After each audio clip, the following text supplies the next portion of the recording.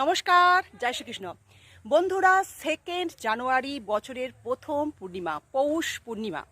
তো তোমরা কি করবে এই পৌষ পূর্ণিমায়?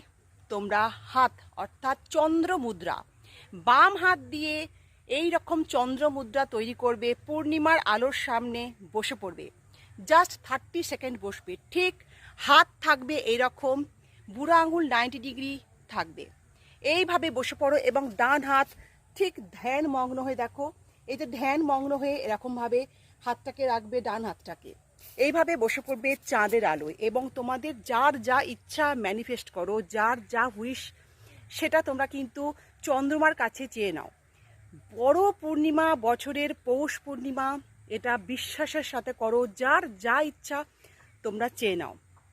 জাস্ট 30 সেকেন্ডস এই কাজটা করো এবং তোমাদের বিশ্বাসের সাথে এই কাজটা করো। বন্ধুরা, তোমরা ভাবতেও পারবে না বছরের শুরুতেই তোমরা কি কি পেয়ে যাবে।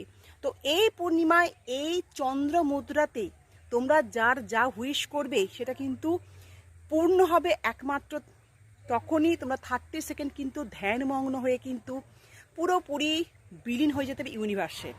তো আশা করি ভিডিওটা খুব ভালো লেগেছে। তোমরা বেশি বেশি করে ফরওয়ার্ড করো, শেয়ার করো এবং ডিভাইন ব্লেসিংস পেতে পূর্ণিমা হুইস এই কথাটা কিন্তু অবশ্যই লিখে দাও।